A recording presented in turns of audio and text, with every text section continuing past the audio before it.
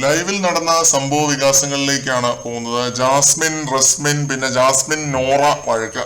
അതില് ജാസ്മിനും റസ്മിനും രണ്ടുപേരും അങ്ങോട്ടും ഇങ്ങോട്ടും ഉന്തും തള്ളും ഒക്കെ നടത്തിയിട്ടുണ്ട്. ജാസ്മിനും റസ്മിനും രണ്ടുപേരും പ്രൊവോക്കായിട്ടാണ് ഈ ഒരു സിറ്റുവേഷൻ ഇത്രയും വേഴ്സ് ആയത്. ലിവിംഗ് റൂമിൽ ഇരിക്കാൻ പറഞ്ഞ ജാസ്മിൻ റോബോട്ടിക് വോയിസിൽ ആവർത്തിച്ച് വിളിച്ചിട്ട് റസ്മിൻ പോയി ഇരുന്നിട്ടില്ല. ഇത് ജാസ്മിനെ പ്രൊവോക്ക് ആക്കാനുള്ള ഒരു മെയിൻ കാരണമാണ്. കാരണം നമ്പർ 1. പിന്നെ അൻസിബ ഇതിലൊരു മെയിൻ പങ്ക് വഹിച്ചിട്ടുണ്ട്. എങ്ങനെയാണെന്നല്ലേ ലൈവ് കണ്ടവർക്കറിയാം.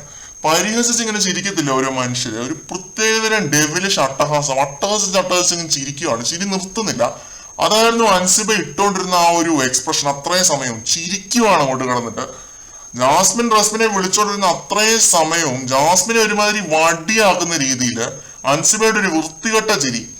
നമുക്ക് മനസ്സിലാക്കാം അൻസിബയ്ക്ക് ജാസ്മിനോട് താല്പര്യമില്ല, ജാസ്മിന് തിരിച്ചും താല്പര്യമില്ല എന്നുള്ളതൊക്കെ മനസ്സിലാക്കാം. പക്ഷെ ഇങ്ങനെ ഒരാൾ ടാസ്ക് അവിടെ ചെയ്തോണ്ടിരിക്കുവാണ്. ജാസ്മിൻ ടാസ്ക് ആണ് ചെയ്തോണ്ടിരിക്കുന്നത്. അതിന്റെ ഇടയ്ക്ക് ഇങ്ങനെ കടന്ന് ആക്കി കളിയാക്കുന്ന രീതിയിൽ ചിരിയിരിക്കുന്നത് എനിക്ക് വല്ലാത്തൊരു ഓക്വേർഡ്നെസ് അടിച്ചു സത്യമായിട്ടും. ശ്രീരേഖയിൽ നിന്ന് നമ്മൾ ഇതുപോലുള്ള ഓക്വേർഡ് കാര്യങ്ങൾ പ്രതീക്ഷിക്കും. പക്ഷെ അൻസിബ ഇങ്ങനെ ഒരു ചിരി ചിരിച്ച് എരുതിയിൽ എണ്ണ ഒഴിക്കുമെന്ന് തീരെ പ്രതീക്ഷിച്ചിട്ടില്ല. എന്നിട്ട് ഈ ഒരു ഉന്തും തള്ളും സീനും ഒക്കെ ആയിട്ട് ബിഗ് ബോസ് എല്ലാവരോടും ലിവിംഗ് റൂമിൽ പോയി ഇരിക്കാൻ പറയുന്നുണ്ട്. ആ സമയത്ത് അൻസിബ കടന്ന് കരച്ചില്. അപ്പൊ അൻസിബയ്ക്ക് മനസ്സിലായി കളി കാര്യമായി എന്നുള്ളത്. മനുഷ്യന്മാരുടെ ഫീലിങ്സിന് വില കൊടുക്കുന്ന ഒരേ ഒരു കണ്ടസ്റ്റന്റ് എന്നൊക്കെ പറഞ്ഞ് നമ്മൾ പൊക്കി അടിച്ചിട്ടുണ്ട് അൻസിബയെ കുറെ.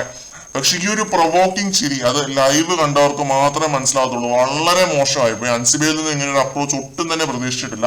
അത് കാരണമാണ് ഈ സീൻ ഇത്രയും കൈവിട്ട് പോയത്. പിന്നെ റസ്മിൻ പവർ റൂമിൽ ഇരിക്കുമ്പോൾ തലയിൽ ഒരു കൊമ്പുണ്ടെന്നാണ് വിചാരം. അത് പൊതുവെ അങ്ങനെയാണ്. ആരെയും ചവിട്ടി മെതിക്കാം എന്നുള്ളൊരു തോട്ടുണ്ട്. ജിൻഡോയൊക്കെ പവർ റൂമിൽ ഒപ്പം ഉണ്ടായിട്ട് വരെ എത്രയൊക്കെ ചവിട്ടി മെതിച്ചിട്ടുണ്ടെന്ന് നമുക്കറിയാം. ബിഗ് ബോസ് ലിവിംഗ് റൂമിലോട്ട് ഇരിക്കാൻ പറഞ്ഞപ്പോ ഇരുന്നല്ലോ. ആ സമയത്ത് പറഞ്ഞില്ലല്ലോ ഞങ്ങളാണ് ഓണേഴ്സ്, ബിഗ് ബോസിന് പോലും ഞങ്ങളെ നിയന്ത്രിക്കാൻ അവകാശമില്ല എന്ന് ജാസ്മിൻ പറഞ്ഞില്ലല്ലോ. ജാസ്മിൻ പറഞ്ഞപ്പോഴാണ് റസ്മിന് വലിയ ഏനക്കേട് തോന്നിയത്. അതാണ് ഇതിന്റെ അകത്തെ ഏറ്റവും വലിയ വിരോധാഭാസം. ഗസ്റ്റുകൾ പറഞ്ഞിട്ടാണ് ജാസ്മിൻ അവരെ വിളിക്കാൻ പോയത് തന്നെ. ജാസ്മിൻ ടാസ്കിന്റെ ഭാഗമായിട്ടാണ് ഈ ഒരു കാര്യം ചെയ്തത്. അതും ക്യാരക്ടർ ആയിട്ടാണ് പോയത്, നോട്ട് ജാസ്മിൻ. അവിടെ ജാസ്മിൻ അല്ല റോബോയാണ് ഇവരെ ചെന്ന് വിളിച്ചത്. എന്നിട്ട് ഇതിലെ ഏറ്റവും വലിയ രസം എന്താണെന്ന് വെച്ച് കഴിഞ്ഞാല് റസ്മിനും ജാസ്മിനും കൺഫെഷൻ റൂമിൽ കിടന്ന് കെട്ടിപ്പിടിച്ചോണ്ട് പൊട്ടിക്കരയുവാണ് അങ്ങോട്ട് കിടന്നിട്ട്. അവിടെ ഇരുന്നും കിടന്നും ഒക്കെ കരച്ചിലാണ്. ഈ മിനിറ്റിൽ അവിടെ കിടന്ന് അടി ഉണ്ടാക്കിയവരാണ് എന്ന് ഓർക്കണം. കെട്ടിപ്പിടിച്ചിട്ടാണ് കരയുന്നത്. രണ്ടുപേരും അങ്ങ് എന്താ പറയാ വികാര വിക്ഷോഭത്തിലാവുന്നുണ്ട്. കരഞ്ഞു കഴിഞ്ഞിട്ട് വീണ്ടും അടിയാവുന്നുണ്ട്. അതാണ് കോമഡി. നിനക്ക് ഗബ്രി എന്നുള്ള വിചാരമേ ഉള്ളൂ, ഞാൻ നിന്നെ എന്തുമാത്രം കെയർ ചെയ്യുന്നുണ്ടെന്ന് നിനക്ക് അറിയത്തില്ല. അതേടി എനിക്ക് ഗബ്രി എന്നുള്ള വിചാരമേ ഉള്ളൂ, നിന്നെ ഞാൻ കെയർ ചെയ്തിട്ടില്ല എന്നൊക്കെ പറഞ്ഞിട്ട് കുടുക്കത്തെ വഴി കൺഫെഷൻ റൂമിൽ വെച്ചിട്ട് ലാസ്റ്റ് ബിഗ് ബോസ് രണ്ടിനെ ഇറക്കി വിടുന്നുണ്ട്, ഇറങ്ങി പൊക്കോണം എന്നൊക്കെ പറഞ്ഞിട്ട്. ഇതിനിടയ്ക്ക് ജാസ്മിൻ നോറയുമായിട്ടൊന്ന് കോർക്കുന്നുണ്ട് ലിവിംഗ് റൂമിൽ വെച്ചിട്ട്. നീ തീണ്ടിയ വിഷമാണ് അത് എന്നൊക്കെ പറഞ്ഞിട്ട് നോറയുടെ മണ്ടയ്ക്ക് കയറുന്നുണ്ട്. നോറയും ഉണ്ടായിരിക്കുന്നില്ല. അങ്ങനെ ഒരു ബഹളം അവിടെ ഉണ്ടാകുന്നുണ്ട് നോറയും ജാസ്മിനും തമ്മിൽ.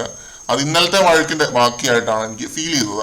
ഇത്രയുമായിരുന്നു ഈ ഒരു വലിയ വഴക്കിനെ കുറിച്ച് പറയാനുണ്ടായിരുന്നത് എന്നാണ് എനിക്ക് ഈ ഒരു വഴക്കിനെ കുറിച്ച് തോന്നിയത്. കൂടുതൽ ലൈവ് അപ്ഡേറ്റുകളുമായിട്ട് വീണ്ടും കാണാം.